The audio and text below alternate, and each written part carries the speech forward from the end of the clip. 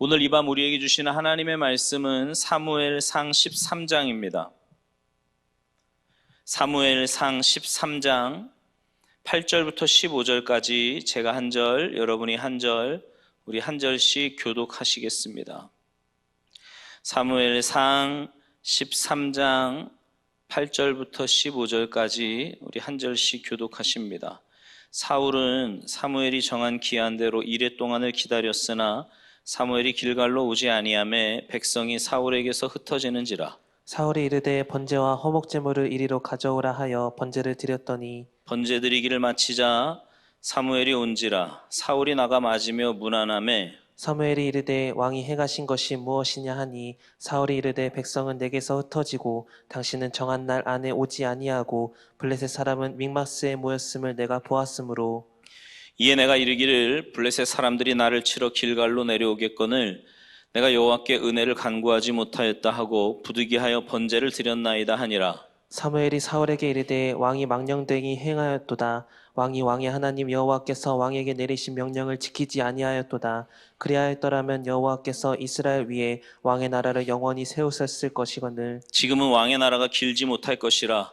여호와께서 왕에게 명령하신 바를 왕이 지키지 아니하였으므로 여호와께서 그의 마음에 맞는 사람을 구하여 여호와께서 그를 그의 백성의 지도자로 삼으셨느니라 하고 사무엘이 일어나 길갈에서 떠나 베냐민 기브아로 올라가니라.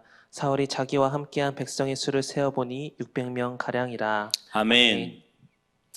할렐루야. 오늘 이 시간에도 하나님 예비하신 놀라운 은혜가 방송으로 예배하는 여러분 모두에게 풍성하게 임하게 될 줄로 믿습니다.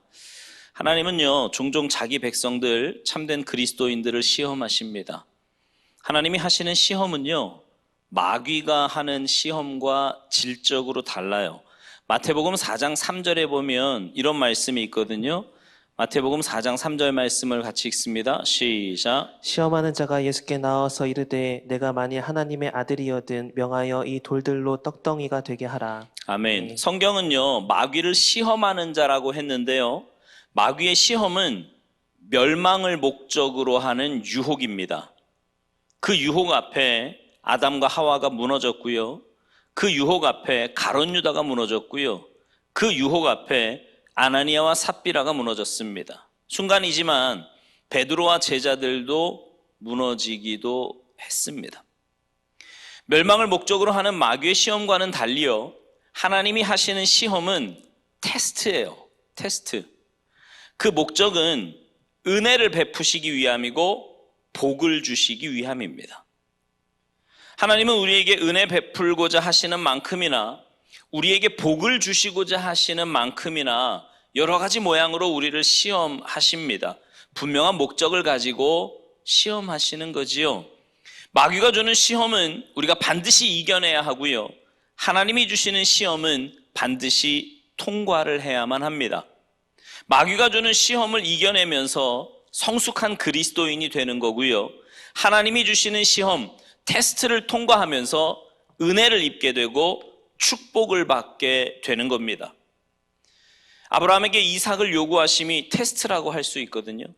아브라함아, 너의 사랑하는 아들 독자 이삭을 번제로 바치라. 여러분, 이게 이해가 됩니까? 안 되지요. 아브라함이 믿는 하나님은, 저와 여러분이 믿는 하나님은요, 사람을 제물로 받을 만큼 무자비한 하나님이 아니십니다. 차라리 당신 자신이 제물이 될지언정, 당신의 아들을 제물로 내놓을지언정 천하보다 귀한 영혼을 제물로 요구하신다? 이해할 수 없지요. 아브라함아, 너의 사랑하는 아들 독자 이삭을 번제로 바치라. 너 아들 선교사 시켜라, 너 아들 목사 시켜라. 이건 어느 정도까지 수용할 수 있겠지만 번제로 드려진다? 여러분, 번제가 뭐예요? 소나 양을 잡아서 거죽을 벗기고 각을 떠서 불의 연기까지 몽땅 태워드리는 제사가 번제란 말이에요. 그런데 마치 하나님이 아닌 것처럼 이해할 수 없는 요구를 하시는 겁니다. 아들 독자 이삭을 번제로 바치라는 거지요. 그러나 우리가 창세기 22장을 자세히 살펴보면 하나님은 이삭을 요구하셨지만 사실은 이삭을 요구하신 게 아닙니다. 놀랍게도 이삭이 번제로 드려지는 과정을 통해서 여호와 이레의 하나님으로 만나줄 계획을 가지고 요구하신 거예요. 아브라함은요, 이제야 너가 여호와를 나를 경외하는 줄 알았구나. 하나님도 그렇게 놀라실 만큼 순종했고요. 계획하셨던 바대로 여호와 이레의 하나님으로 만나 주셨습니다. 이런 질문을 합니다. 아브라함이 이해할 수 없는 하나님의 요구라고 하여서 아들 이삭을 번제로 드리는 것을 순종하지 않았다면 아브라함이 진노의 대상이고 벌을 받았을까요? 그건 아니에요. 만약에 아브라함이 순종하지 않았다면 벌을 받지는 않았겠지만 성경에 아브라함의 생애에 여호와 이레의 하나님은 없었을 것이라고 감히 이야기를 합니다. 분명한 목적 가운데 하나님이 이해할 수 없는 요구로 테스트할 때 통과하지 못하면 우리에게 특별하게 주어지는 벌은 없지만 하나님이 예비하신 축복, 은혜 또한 품어낼 수 없습니다. 베세다 광야에서 5천의 무리 앞에서 제자들, 특별히 빌립을 향해서 너희가 먹을 것을 주어라고 하셨어요. 주님의 요구 또한 빌립을 향한 테스트였습니다. 주님은 빌립의 설명처럼 5천 명을 먹이기 위해 200데나리온의 돈이 필요한데 그 돈이 없다는 것도 아셨고요. 혹 그런 돈이 있다고 해도 한꺼번에 이 5천 명 이상 되는 이 무리들을 먹일 수 있는 식당이 없다는 것도 주님은 이미 아셨어요. 그럼에도 너희가 먹을 것을 주라 하시면은 주님은요, 주님 힘들어요, 어려워요. 빌립의 이런 설명을 요구하신 게 아닙니다. 보리떡 5개, 물고기 2마리에 담긴 그 믿음을 원하셨던 거예요. 특별히 우리 주님은 빌립을 주목하여 말씀하셨습니다. 테스트에 빌립이 통과하지 못했다고 해서 빌립이 벌을 받은 건 아니었어요. 그러나 빌립을 주목하셨을 때에 빌립에게 주고자 하셨던 하나님의 축복이 무엇이었을까요? 그는 그 은혜를 입을 수가 없었던 겁니다. 안타깝게도 많은 성도들이 빌립의 실수를 반복합니다. 성령님의 감동 앞에, 때로 이해할 수 없는 하나님의 요구 앞에 저 힘들어요, 어렵거든요, 요즘 마음이 좀 그래요, 상황이 너무 안 좋습니다, 자꾸만 내 사정을 하나님 앞에 설명하려고 합니다. 주님 아시잖아요, 내가 지금 상황이 이래요 이러면서 말이죠. 그러나 분명한 것은 주님은 빌립의 설명을 요구하신 것이 아니었다는 겁니다. 빌립을 주목하셨다면 빌립에게 베푸시고자 했던 하나님의 특별한 은혜가 있었단 말이죠. 오늘 본문 사무엘상 13장에서는 사울을 향하여 하나님의 테스트가 있어지는 것을 보게 됩니다. 사울이 왕이 된 지 2년 정도 되었을 때에 블레셋과의 전쟁이 있어지게 되었고요. 그 전쟁을 앞두고 있어진 테스트였습니다. 이스라엘에게 있어서 이 블레셋의 문제는 하여튼 처음부터 끝까지 문제였어요. 전쟁의 문제들이 반복되는 가운데 사사시대를 거치면서 백성들은 왕을 원했고 사울은 이스라엘의 초대 왕이 되었습니다. 사무엘로부터 지도권을 이양받은 사울이 왕으로서의 감당해야 될 처음 사역으로 블레셋과의 전쟁이 준비되어지고 있었던 겁니다. 여러분, 언제나 처음이 중요하지 않습니까? 블레셋은 완벽하게 전쟁 준비를 해서 이스라엘에 쳐들어왔고요. 이스라엘은 이제 저들을 감당해야 하는데 선택의 여지가 없었습니다. 준비되어진 블레셋과 이스라엘의 군대 수를 먼저 한번 좀 비교해 볼까요? 오늘 본문 앞에 5절 말씀에 보면 블레셋 군대 이야기가 나옵니다. 자, 5절 말씀 같이 읽지요. 시작. 블레셋 사람들이 이스라엘과 싸우려고 모였는데 병거가 3만이요 마병이 6천 명이요 백성은 해변에 모래같이 많더라. 그들이 올라와 베다웬 동쪽 믹마스에 진침해. 아멘. 반면에 2절에 보면 이스라엘에서 준비하고 있는 숫자가 나와요. 2절 봅시다. 시작. 이스라엘 사람 3천 명을 택하여 그 중에서 2천 명은 자기와 함께 믹마스와 베델산에 있게 하고 1천 명은 요단강과 함께 베냐민 기브아에 있게 하고 남은 백성은 각기 장막으로 보내니라. 아멘. 자, 블레셋의 군대 수가 엄청납니다. 블레셋 군대는 병거, 그러니까 전차가 3만이고 마병이 6천이고 군사로 동원된 백성이 해변의 모래와 같다 했습니다. 셀 수 없이 많다 이 말이에요. 그 엄청난 블레셋 군대 앞에 이스라엘의 초대왕 사울이 군대를 모집했는데 전체 수가 몇 명이래요? 3천이랍니다. 3천. 전차도 없어요. 마병도 없습니다. 그저 군대 수가 3천이고 그것도 전쟁터가 곳곳에 있어서 한 곳에만 있을 수 없는, 그러니까 정말 비교하면 블레셋 군대와는 상대가 안 될 만큼 수적으로 열세에 있는 그 상황이 이스라엘의 현실이었습니다. 사울과 이스라엘은 늘 역사 속에서 그랬던 것처럼 블레셋의 문제 앞에서 하나님을 절대 의지해야만 했습니다. 그렇잖아요. 게임이 돼야 말이죠. 뭔가 돼야 한번 싸워보든가 말든가 하는데 게임조차 안 돼요. 숫자적으로는. 하나님을 의지할 수밖에 없어요. 하나님이 아니면 해답이 없었던 겁니다. 그렇게 하나님을 의지하는 마음으로요, 이스라엘은 늘 전쟁을 하기 전에 먼저 하나님의 백성으로서 제사를 드렸습니다. 모든 전쟁은 하나님께 속해 있다고 믿고 하나님의 역사하심을 사모하면서 그렇게 드리는 제사예요. 전쟁 앞에서 다윗을 비롯한 하나님의 사람들의 선포가 있습니다. 대표적으로 사무엘상 17장 47절에 보면 이런 말씀이 나와요. 자, 같이 읽습니다. 사무엘상 17장 47절 시작. 또 여호와의 구원하심이 칼과 창에 있지 아니함을 이 무리에게 알게 하리라. 전쟁은 여호와께 속한 것인즉 그가 너희를 우리 손에 넘기시리라. 아멘. 출애굽한 이스라엘 백성들이 광야에서 또 가나안 정복 과정 속에서 사사시대를 거치면서 수없이 경험되어진 은혜입니다. 그래서 그 은혜를 구하며 그 열강들 사이에 살아가는 이스라엘이 조금 전에도 말씀드렸지만 전쟁 수를 비교하니까 말도 안 되지요. 그저 3천 정도 모아놓은 이스라엘 군대 앞에서 블레셋 군대는요, 병거, 오늘날로 말하면 탱크예요. 탱크가 3만, 마병이 6천. 정말 하나님이 아니면 해답이 없는 겁니다. 그 앞에 3천 정도니까. 그래서 늘상 그렇게 하나님 앞에 예배를 드리고요, 제사를 드리고 전쟁터에 가게 되었고 저들은 하나님의 은혜로 수와 상관없이 이겼단 말입니다. 오늘 본문에는 언급되어 있지 않지만 아마도 늘 그래 왔기에 블레셋과의 전쟁을 앞두고 사무엘이 그 출정식, 그 앞에서 제사를 집례하기 위해 사무엘이 오기로 되어 있었던 것 같습니다. 문제는 블레셋과의 전쟁을 앞두고 상황이 급박하게 돌아가는데 사무엘이 오지를 않는 거예요. 자, 오늘 본문 7절, 8절 같이 읽습니다. 시작. 어떤 히브리 사람들은 요단을 건너 갓과 길르앗 땅으로 가되 사울은 아직 길갈에 있고 그를 따른 모든 백성은 떨더라. 사울은 사무엘이 정한 기한대로 이레 동안을 기다렸으나 사무엘이 길갈로 오지 아니하매 백성이 사울에게서 흩어지는지라. 아멘. 무슨 말인지 아시겠죠? 사무엘이 오지 않는 거예요. 7일 동안을 기다렸는데 오지 않아요. 백성들은 두려움 가운데 떨고 또 어떤 이들은 자기 살겠다고 도망을 가게 되고 흩어지게 되고요.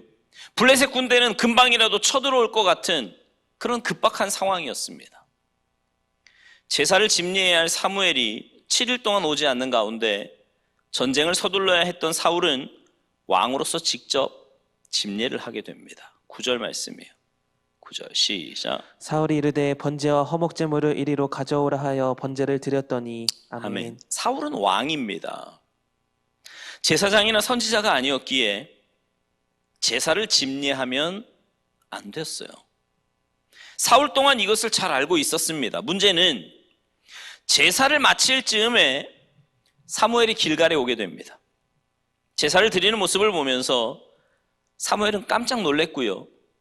사울의 답변이 11절 12절에 기록되어 있는데 같이 읽습니다. 시작. 사무엘이 이르되 왕이 행하신 것이 무엇이냐 하니 사울이 이르되 백성은 내게서 흩어지고 당신은 정한 날 안에 오지 아니하고 블레셋 사람은 믹마스에 모였음을 내가 보았으므로 이에 내가 이르기를 블레셋 사람들이 나를 치러 길갈로 내려오겠거늘 내가 여호와께 은혜를 간구하지 못하였다 하고 부득이하여 번제를 드렸나이다 하니라. 아멘. 내가 여호와께 은혜를 구해야 은혜를 입어야 하는데 당신이 오지 않으니 내가 할 수 없이 이렇게 제사를 드렸습니다. 이 말이에요.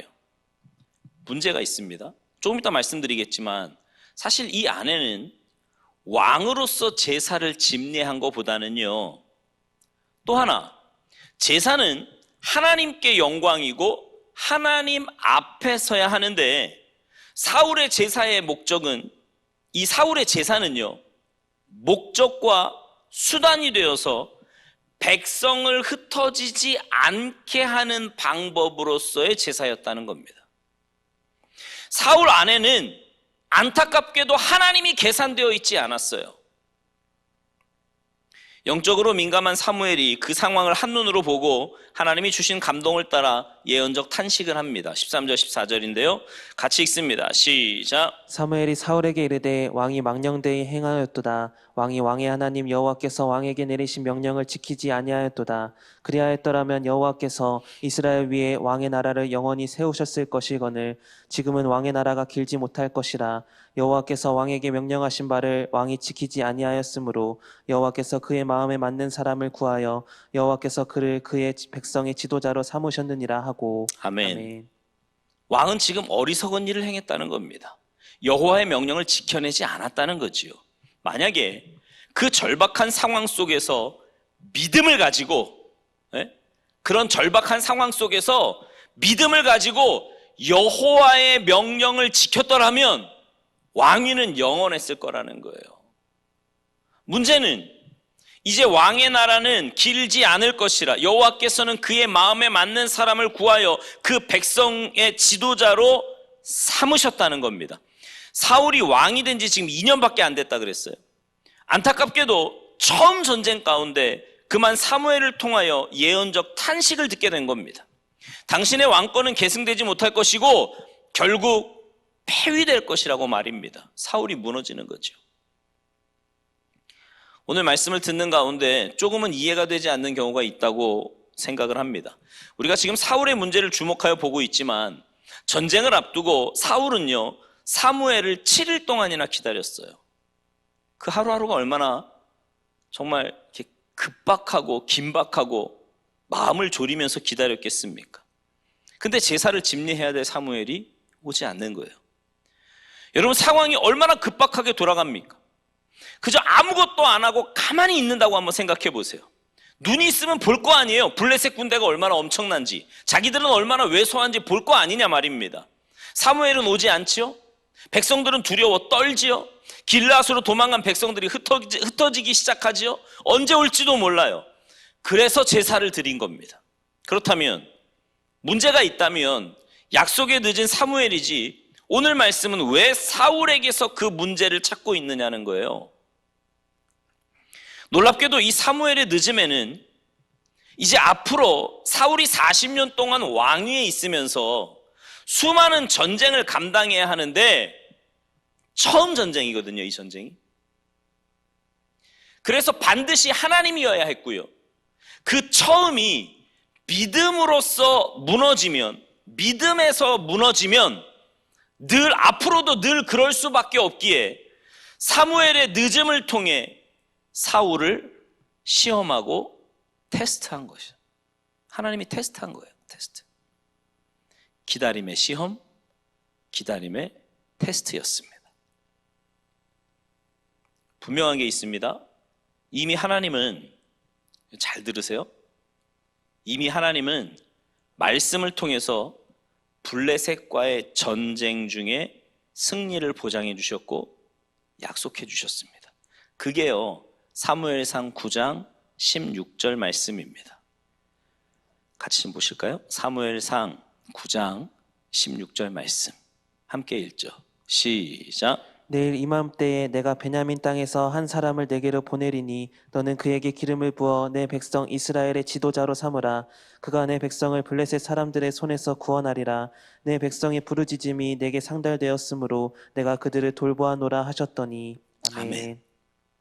이미 하나님은요, 사울을 통해 블레셋 사람들의 손에서 이스라엘을 구원해 내실 거라고 하나님이 사울을 쓰시겠다고 약속해 주셨어요.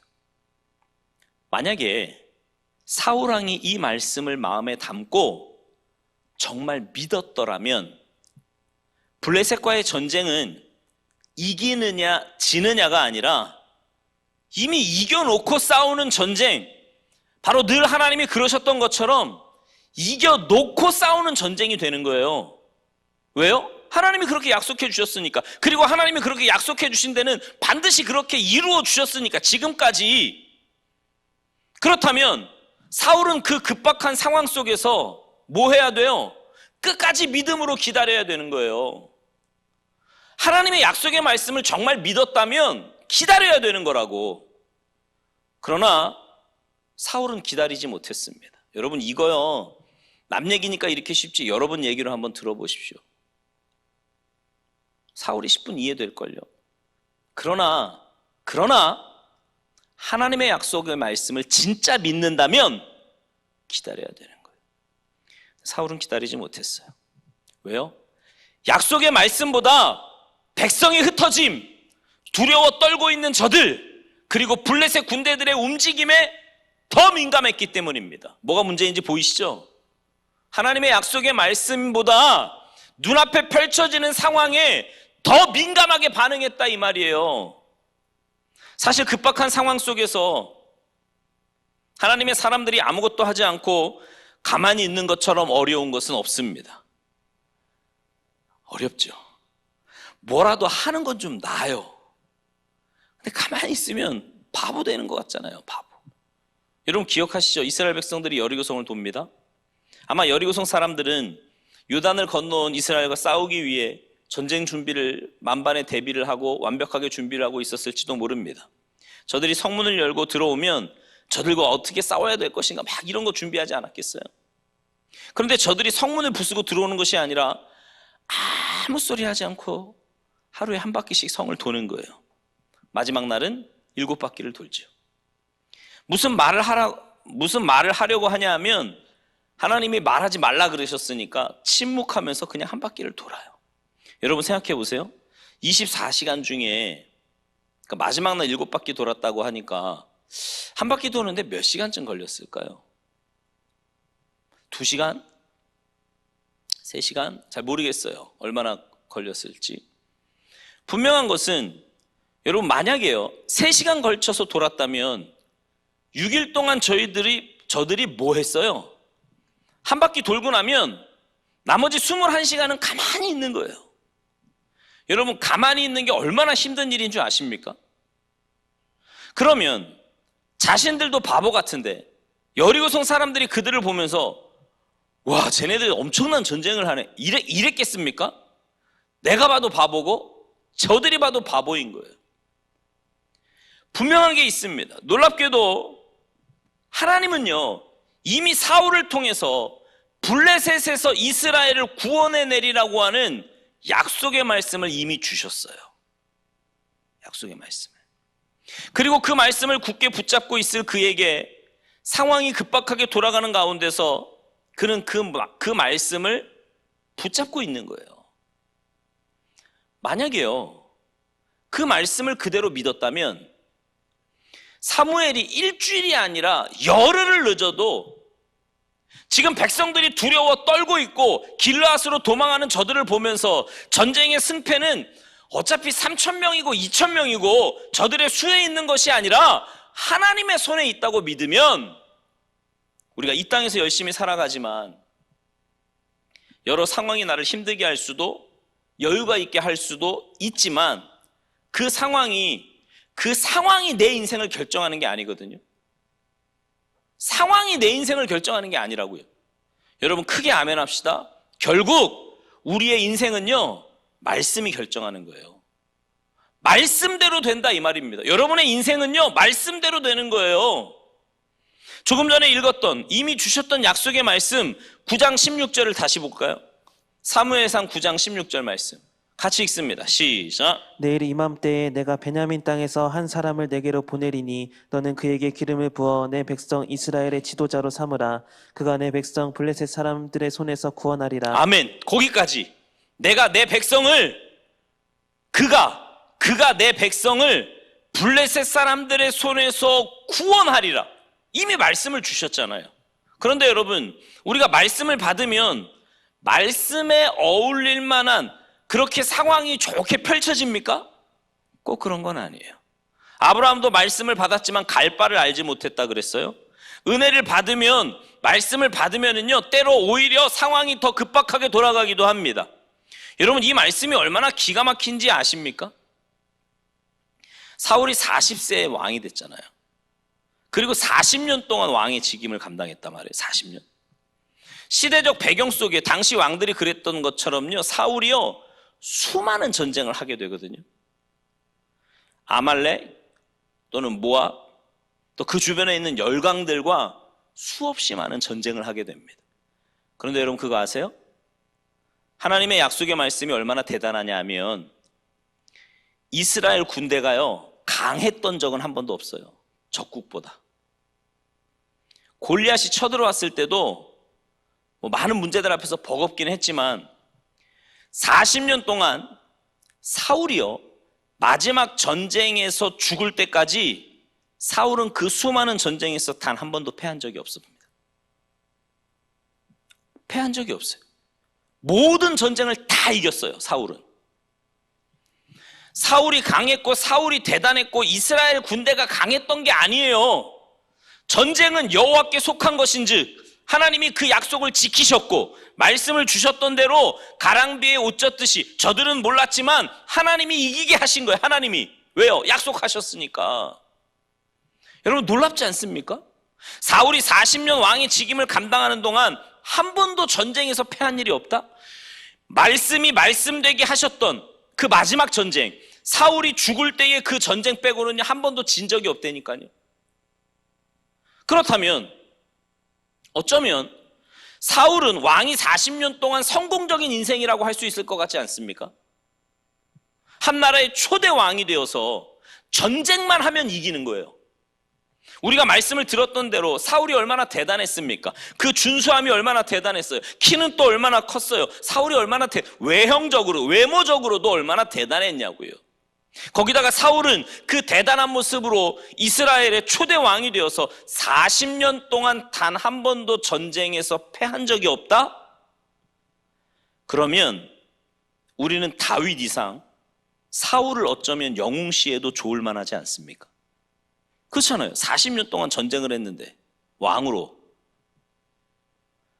근데 더 놀라운 게 뭐냐 하면 성경에 보면 단 한 번도 패한 적이 없는 그 전쟁에 대한 상세한 기록이 없습니다. 왜 그런지 아세요? 사울이 믿음으로 이긴 게 아니니까. 사울은 언제나 영적이지 못했고요. 늘 인간적이었습니다. 늘 인간적이었어요. 여러분 하나님은요 믿음인가 아닌가를 보십니다. 전쟁의 승패? 오늘 저도 내일 이기게 하시는 하나님이기 때문에 오늘 저도 진 게 아니에요. 그러니 인간적으로 하면 이겨도요 그거 이긴 게 아니란 말입니다. 인간적으로 해서 아무리 많이 이겨놓으면 뭐예요? 하나님 계산에는 그게 없는데 믿음인가? 여러분 우리가 실패할 수 있어요. 그런데 그 실패를 밑바닥 다 드러내면서 하는 실패인가? 아니면 믿음인가? 오늘 우리가 전쟁에 승리할 수 있습니다. 삶의 전쟁에서 은혜를 입을 수 있어요. 그런데 우리가 억만금을 벌었는가 하는 이거보다 더 중요한 것은 믿음인가 하는 겁니다. 믿음인가? 왜 우리는 사울의 인생을 성공자의 인생으로 보지 못합니까? 왜 사울만 성공하면 안타까운가요?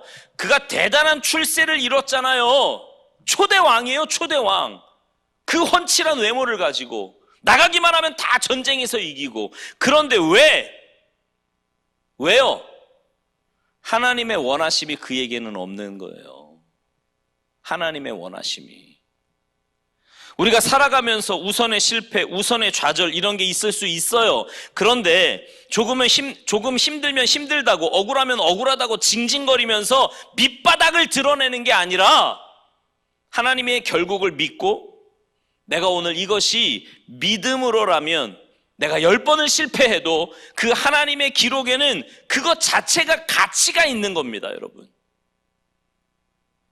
사울이 40년 내내 전쟁에서 이기면 뭐예요? 사울이 이겼어요? 아니잖아요. 하나님의 약속이 약속된 가운데, 그 약속이 실행된 가운데 이긴 거란 말이에요. 그런데 사울은 거기에서 늘 믿음이 아니었습니다. 믿음이 아니었어요. 제가 다음에 설교할 때 아말렉과의 전쟁에서 보여지는 사울의 처절함도 아마 보게 될 겁니다. 사울이 드린 제사에도 문제가 있죠. 다시 말씀드리면 왕으로서 왜 제사를 드려요? 사실 이 부분이 어쩌면 만약에 다윗이 이렇게 드리고 나갔다 그러면 별 문제가 안 됐을지도 모르겠어요. 믿음으로 드리면. 그러나 하나님의 지적은 왕으로서 제사를 드린 것도 문제지만 더 중요한 것은 이미 주신 말씀, 선포된 말씀을 믿지 못하고 기다리지 못했다는 데 문제가 있는 겁니다. 또 하나, 모든 제사는 하나님을 향하여 드려지는 것인데 그 제사가 수단이 되고 방법이 되어서 백성이 흩어지지 못하도록 묶어놓는 이런 제사는 제사인데 제사가 아닌, 예배는 예배인데 예배가 아닌 하나님이 없는 제사였다는 사실입니다. 하나님이 없는 제사. 사울은 안타깝게도 그렇게 늘 인간적이었어요. 인간적이었어요. 여러분, 인간적인 사람들의 특징이 뭔지 아십니까? 사무엘이 지적했습니다. 그러면 사무엘이 당신 이거 뭐 하는 짓이요? 하고 지적했으면 진짜 영적인 사람들의 특징은요, 선지자님, 내가 잘못했습니다. 내가 어리석었어요. 나를 용서해 주세요. 여호와여, 내가 그릇 행하였나이다. 고백하면 되는 겁니다. 잘못했다고 한마디만 하면 되는 거라고요. 그런데 사울은 늘 말씀의 지적 앞에서 변명을 늘어놓습니다. 변명. 자기 감정, 변명, 이런 거. 아말렉과의 전쟁에서도 이제 보게 될 건데요. 아말렉과의 전쟁 중에 모든 생물들 다 멸하라. 그런데 짐승의 소리가 들립니다. 양 우는 소리가 들려요. 사무엘이 묻습니다. 이게 뭐냐? 나는 안 그러려고 했는데요. 또 변명하죠. 백성들이 이거 아까운데 그냥 죽이지 말고 제물로 드리자고 해서 가져왔거든요. 늘 이런 식이에요. 우리 기독교인들의 매력은요, 누가 지적하잖아요? 그럼 미안하다고 하면 되는 거예요. 여러분, 그러면 얼마나 감동이 오는 줄 아십니까? 내가 그냥 잘못했다고 하면 그 모습을 보는 사람들은요, 오히려 감동이 된다니까요. 우리 참된 그리스도인들은 용서를 저금하고 미안함을 저금하고 그러면 주님이 아신단 말이에요. 갚아주세요, 주님이. 근데 변명을 해요. 변명을 해요. 그러니까 사울은요, 한 가지 특징이 영적이지 못하니까 한 번도 제대로 된 회개를 해본 적이 없습니다. 이게 영적이지 못한 사람의 특징이에요. 제대로 된 회개를 한 번도 해본 적이 없어요. 자기 고백도 제대로 해본 적이 없습니다. 늘 하나님을 향한 것이 아니라, 말씀이 아니라 늘 생각하는 게 뭐냐면 백성들이 어떻게 생각할까? 여기에 묶여 있는 거예요. 하나님 앞에서가 아니라 사람 앞에서. 그래서 제대로 한번 회개도 못합니다. 더 안타까움은 뭔지 아세요? 사무엘을 통해서 선포된 이 예언적 탄식, 뭐예요? 당신의 왕위는 자식들에게 계승되지 못할 것이고 당신은 폐위될 것입니다. 당신은 왕에서 이제 내려오게 될 것입니다. 여러분, 사무엘의 그 탄식이 얼마나 무서운 건지 아십니까? 우리 13절 14절을 다시 봅시다.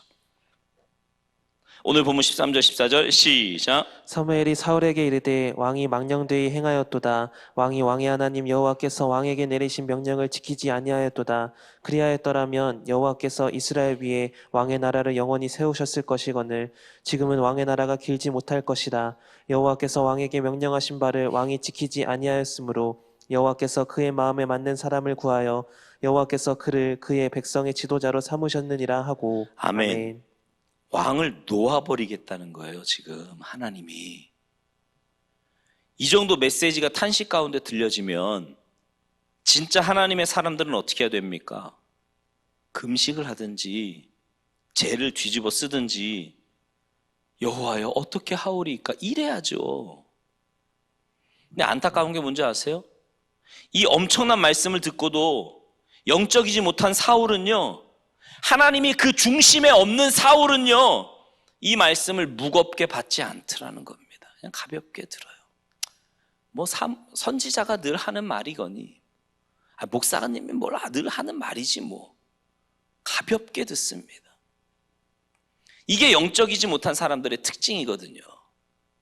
교회 와서도요, 선포되는 말씀에 집중하고 그 말씀에 내 마음을 쏟고 어떻게 해서든지 그 말씀 붙잡고 내가 하나님 앞에서 살아가야지, 이게 아니라 어떤 집사가, 어떤 장로님이 누군가가 무슨 말 한마디만 했다 하면 밑바닥부터 막 흔들리는 거예요. 영적이지 못한 사람은. 마귀가 하는 일 중에 하나는요, 축복의 말씀이든 경고의 말씀이든 말씀을 가볍게 여기는 게 마귀가 하는 일입니다. 네. 말씀을 가볍게 여기게 만들어요. 에덴 동산의 선악과 앞에서 하나님은요, 무거운 말씀을 주셨어요. 하나님의 마음이 무겁게 말씀을 주셨단 말이에요. 아담아, 먹지 마라. 너 먹으면 반드시 죽을 거야. 근데 마귀는 뭐라 그래요? 안 죽어. 무겁게 받지 않게 만듭니다. 그러니까 하와가 죽을까 하노라, 가볍게 만들잖아요. 여러분, 주님이 우리에게 은혜를 주시고 말씀을 주실 때는 가볍게 주시는 게 아닙니다. 참으로 영적인 그리스도인들의 특징은 선포된 말씀을 무겁게 받아요. 강대상에서 무겁게 선포되어서가 아니라, 대단한 말씀으로 선포되어서가 아니라, 어쩌면 모두가 가볍게 여기는데 이 중에 누군가는 이 말씀을 큰 말씀으로, 하나님이 내게 직접 주신 말씀으로 이걸 품어내는 겁니다. 레마의 말씀으로 말이죠. 크게 아멘 합시다. 결국은 말씀대로 됩니다. 내가 이 사울을 통해서 내 백성을 구원해낼 거야, 지키시잖아요. 하나님이 40년 왕위에 있는 동안 한 번도 전쟁에서 패한 적이 없다니까요. 여러분, 히스기야를 한번 생각해 보십시오. 하나님이 직접 들려주신 것도 아니에요. 이사야를 통해서 너 죽는데 이제 끝, 정리해. 이때 히스기야는요, 그 자리에서 얼굴을 벽으로 향하고 그때부터 금식하며 기도를 시작합니다. 하나님, 내가 행한 일이 있잖아요. 하나님, 나 좀 살려주세요. 이게 하나님의 사람들의 특징 아닙니까? 마귀가 하는 일은 뭐냐 하면 선포된 말씀을 가볍게 만들어요. 주님이 주시는 감동을 가볍게 만든다 말입니다. 만약에 아브라함이 너 아들 이삭 바쳐라. 주님, 뭐 이삭입니까? 이스마엘도 제 아들이니까 이스마엘로 할게요. 이게 아니라는 거죠. 이게 아니라는 거죠.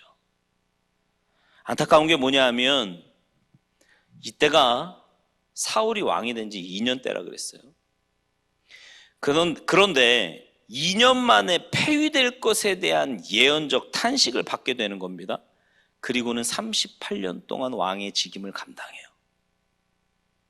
네. 전쟁에서 승리했다니까요. 그 남은 38년 동안. 인간적인 눈으로 보면 이거 성공이에요. 그렇잖아요. 초대 왕으로 모든 전쟁에서 다 이겼으니까. 그러나 하나님은 그를 놓으셨습니다. 개인적으로 이 말씀을 보면서요, 두려운 거예요. 우리는 보여지는 부분이 무너져야 무너진 줄 알잖아요. 그런데 하나님은 내버려 두시고, 현혜광, 너 이제 목사 아니야, 이러실 수 있다는 거죠. 교회가 부흥되고 사람은 늘어나고 별일을 다 해도 외형적으로 무너져서 무너진 것으로 인식하는 우리에게 38년 두었는데 하나님은 이미 2년 만에 하나님 마음에 맞는 왕을 찾으셨다고 선포하셨어요. 그러면 38년이 사울에게는 어떤 의미일까요?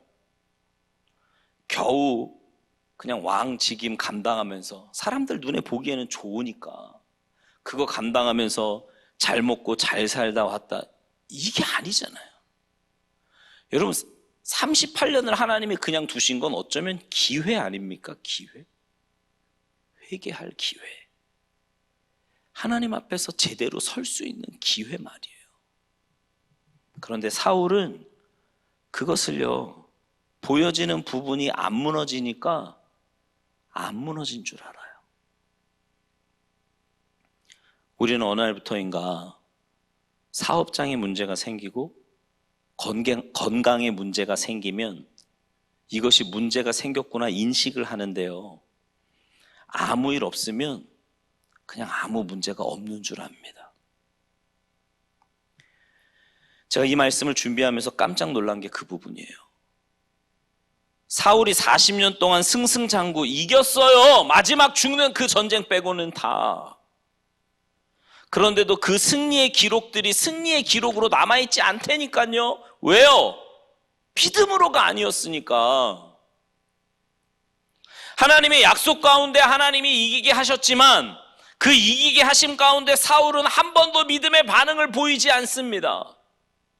하나님은 얼마나 스데반이 무너짐 속에서 최고의 믿음으로 표현되는 그를 보게 하십니까? 돌에 맞았고 죽어가요. 그런데 스데반처럼 영광된 죽음을, 그 멋진 죽음을 누가 그렇게 선물로 아무나 받겠냐고요. 가장 성령 충만한 가운데 가장 왕성하게 일할 때 그 하늘의 영광을 보면서 하나님, 저들을 용서해 주옵소서. 주님 흉내내면서 죽어가잖아요. 멋있지 않습니까? 여러분, 그저 세상 사람들도요, 안 믿어도 돈 벌고 먹고 집 사고 차 사고 그렇게 살아요. 근데 그런 거 하나님 아무 관심 없으세요. 믿음으로 일 때 하나님은 그 안에 하나님의 가치가 있고, 무너지고 망가지고 깨져도 그냥 밑바닥 드러내는 것이 아니라 믿음으로. 아니, 오히려 그때가 더 믿음을 보여야 될 때 아닙니까?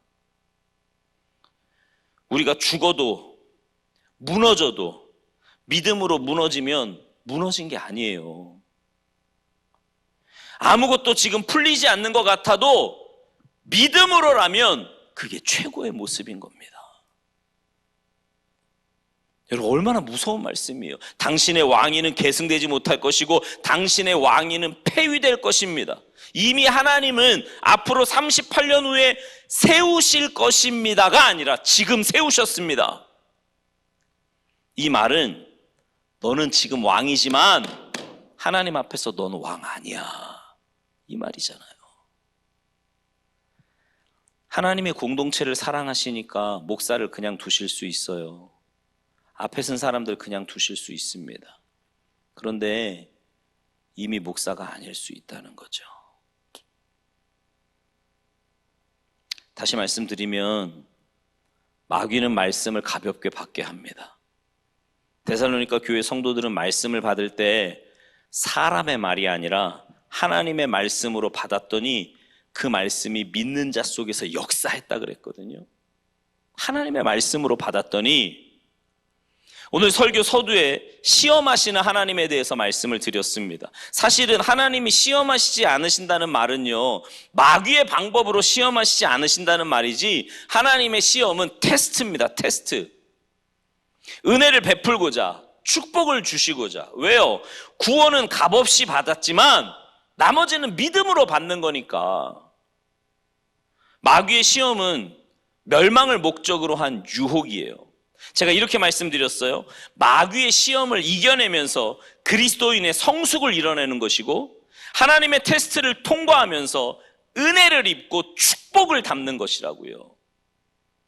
하나님이 내게 원하는 거 주지 않으실 수 있어요. 그래서 못 받아서 징징거리는 게 아니라 못 받아도 믿음으로 못 받자는 거죠. 무슨 말인지 아시겠어요? 이게 얼마나 진정한 가치인가. 라오디게아 교회가요, 인간적인 눈으로 볼 땐 막 어마어마하고 의리의리하고 돈 많은 것처럼 부자인 것처럼 보이지만 하나님이 보실 때 너 실상 헐벗고 굶주렸거든. 하나님이 보실 때 하나님의 선포는 딱 하나였단 말입니다. 사무엘의 늦어짐. 이미 말씀을 주셨고 내가 너를 통해서 블레셋의 손에서 이스라엘 민족을 지켜내리라 말씀을 주셨고요. 상황은 급박하게 돌아가는 가운데 사무엘마저 늦어요. 말씀은 주어져 있는데 사무엘마저 늦고요. 백성들은 흩어지고 블레셋은 곧 올 것 같고, 근데 사실 블레셋은 오지 않아요. 왜요? 아마 한두 주 후에 다시 그 말씀 우리가 나누게 될 터인데 하나님이 막으시면 못 오는 거잖아요. 하나님이 막으시면. 하나님 마음에 맞는 사람, 그 맞는 사람을 우리가 성경 여기저기에서 말할 수 있겠지만 오늘 본문에서 간단하게 하나만 더 이야기하고 기도했으면 좋겠는데요. 모든 상황 속에서 하나님을 더 크게 보라는 겁니다. 다시요. 모든 상황 속에서 그 상황이 어떻게 돌아가도 그 상황을 제일 크게 보지 말고 하나님을 더 크게 보시라고요. 하나님을. 모든 상황 속에서, 흔들림 속에서 약속의 말씀을 절대 신뢰하는 겁니다. 상황이 어렵고 힘듭니까? 나는 여러분 지더라도 좀 멋지게, 울더라도 좀 멋지게, 믿음으로. 여러분 생각해 보세요. 너 왕위가 폐위될 거야. 영적으로 조금만 깨어있다면 이 말씀을 들었을 때 나를 왕으로 세우신 하나님 용서해 주십시오. 내가 어리석었습니다. 그렇게 회개했다면 하나님의 역사가 어떻게 흘러갔을지 아무도 모르는 거예요. 그런 엄청난 선거 앞에서도 여전히 왕위에 서 있으니까, 여전히 전쟁에서 이기고, 여전히 사업에서 잘 되고, 여전히 내가 생각하는 것만큼 먹고 사는데 문제가 없다고 생각하니까 아무 일 없는 것 같지만 이미 하나님은 2년 되었을 첫 번째 전쟁 때 다른 왕 세우실 거야가 아니라 세우셨대요.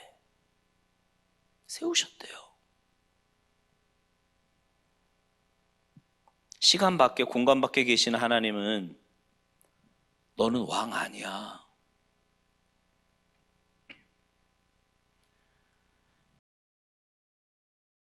하나님이 세우셨는데 내가 너 목사로 세웠어. 근데 어느 날 너는 목사직을 감당하고 있지만 너 목사 아니야. 이럴 수 있는 것이 오늘 본문의 말씀입니다. 이게 목사만 해당되는 걸까요? 여러분 우리 말씀 앞에 진지해져야 됩니다. 기도 앞에 진지해야 돼요. 여러분 우리가 얼마나 말씀 앞에 떨림으로 서 있는가. 하나님의 말씀을. 어제 이사신방 갔다 그런 말씀 나눴거든요. 요즘 신천지 때문에 난리도 아니잖아요. 근데 그들의 열심은 정말 어마어마하거든요. 아시잖아요 여러분도. 근데 그들이 그렇게 열심을 내는 이유가 뭔지 아십니까? 그렇게 열심히 해서 14만 4천 안에 들어오면 영생한다는 거예요. 이만희도 안 죽고 자기들도 14만 4천 안에 들어가면 육적으로 안 죽고 영생한대요. 그래서 그 영생 얻기 위해서 그렇게 열심히 하는 거거든요. 근데 여러분 생각해 보세요.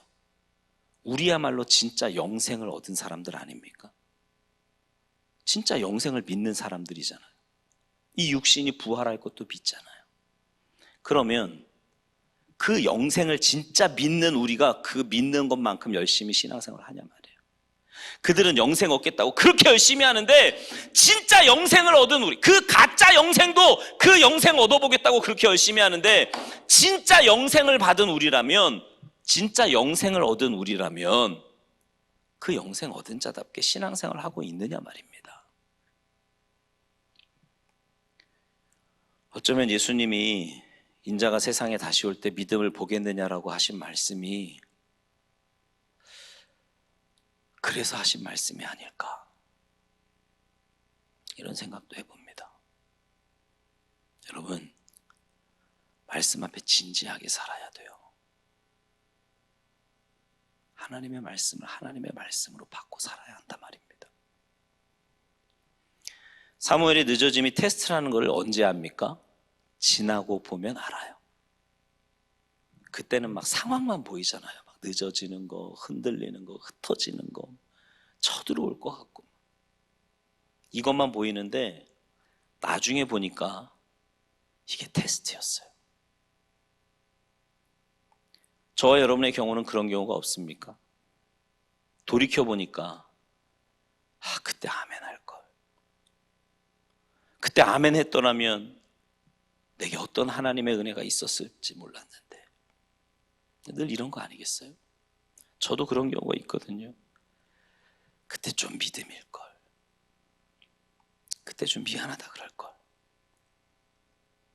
우리가 이렇게 신앙생활을 해보면 이겨도 이긴 게 아니잖아요. 졌다고 진 것도 아니잖아요. 우리 그리스도인들은 힘들어도 좀 멋지게 힘들어야 된다고 생각합니다. 좀 안 풀려요? 믿음인가가 더 중요하다는 거죠. 잘 풀리느냐 안 풀리느냐 인간적인 눈으로 보면서 잘했냐 이런 게 아니라 믿음이냐 말이에요. 믿음이냐. 좀 기준을 올바로 갖고 신앙생활 하자 말입니다. 이미 하나님은 딱 말씀을 던지셨거든요. 내가 너를 통해서 민족 구원해낼 거야. 그리고 사무엘을 늦게 하시고 백성들이 흔들리는 모습. 아니 여러분 생각해 보세요. 마병이 3만이고 아니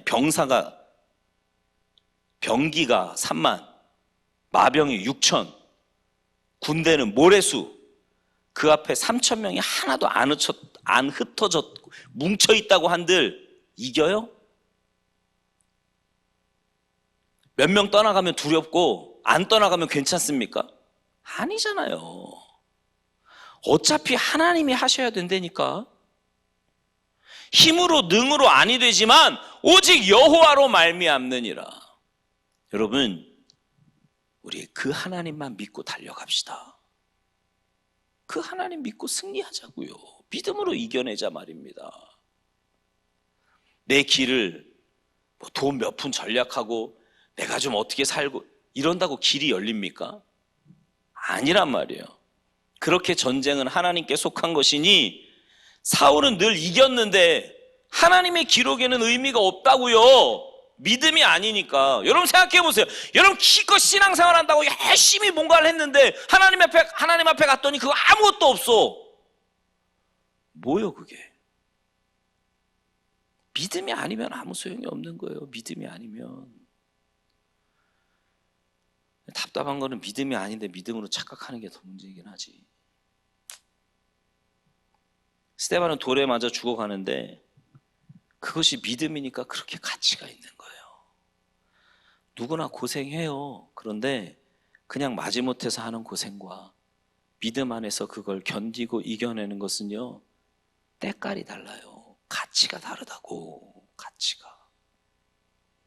그저 잘 먹고 잘 살았더라. 여러분 이게 대단합니까?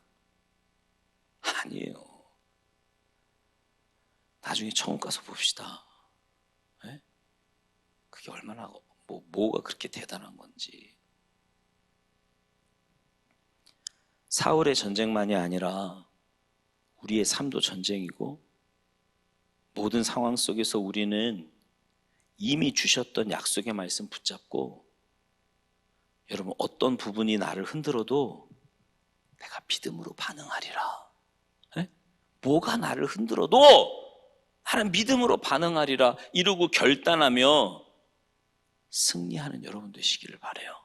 오직 믿음으로 이겨내리라 결단합시다. 그렇게 날마다 믿음으로 승리하는 저는요 그런 확신이 있어요. 지금은 비록 이렇게 미미해 보이고 아무것도 아닌 것처럼 보여도 우리 교회 한 사람, 여러분 한 사람 한 사람이 막 사람 생각하고 환경 생각하고 사울처럼 막 이루고 사는 게 아니고 하나님 앞에서 해나 진짜 하나님의 말씀을 하나님의 말씀으로 붙들고 믿음으로 살겠다고 몸부림치는 사람들이 여러분 한 분 한 분이 되면 이 교회를 통해 하나님은 놀랍게 역사하실 줄로 믿어요. 그 역사의 주인공들이 여러분이 되시지 않겠습니까? 교회가 번듯하게 있고, 예? 모이는 사람이 좀 많아지고, 뭐 재정의 여유가 생기고, 이런 게 중요한 게 아니라 믿음으로. 저는 이 공동체가 믿음의 공동체이길 소망합니다. 믿음이 아니라면 그냥 나가서 클럽 생활하는 게 더 나아요. 우리 믿음으로 승리합시다. 주님 앞에 서는 그날까지. 영생을 믿잖아 우리. 그러니까 주님 앞에 서는 그날까지 믿음으로 승리하셔서 주님 앞에 서는 그날, 그래 내가 너 때문에 마음이 얼마나 시원했는지 모르. 내가 너를 통해서 그 많은 일들을 이룰 수 있었다. 하나님의 그 구원 역사에 우리의 삶이 놀랍게 쓰여지는 아름답고 복된 역사가, 그 은혜가 믿음으로 사는 여러분을 통해서 있게 되기를 주님의 이름으로 축원합니다. 기도하시겠습니다. 하나님, 우리가 이 땅을 살다 보면 참 많은 일들을 만나게 되는데, 그 수많은 일들 가운데서 하나님이 원하시는 건 하나님의 말씀을 하나님의 말씀으로 듣고 그 말씀 붙들고 믿음으로 반응하며 하나님 앞에서의 삶을 사는 것임을 주님의 말씀을 통해서 다시 한번 깨닫습니다. 하나님, 눈앞에 보이는 환경이 어떻게 변화되어도 결국 우리의 인생은 하나님의 말씀대로 될 것인데, 그 말씀 앞에 민감하게 반응하며 무겁게 그 말씀을 내 마음에 새기고, 그래서 하나님 말씀대로 순종하며 묵묵히 믿음의 길 걸어가는 우리 모두가 되게 하셔서 그런 우리의 삶을 통해 하나님의 구원의 역사를 써내려가게 하시고, 그런 우리의 삶을 통해 영혼을 구원하고 열방을 회복하게 하시며, 그런 우리의 삶을 통해 다음 세대를 키워내고 수많은 주님의 구원의 역사를 만들어가는 우리 모두가 되게 하시고, 우리 참평한 공동체가 되도록 주님 도와주시옵소서. 감사드리며 예수님의 이름으로 축복하며 기도하옵나이다. 아멘.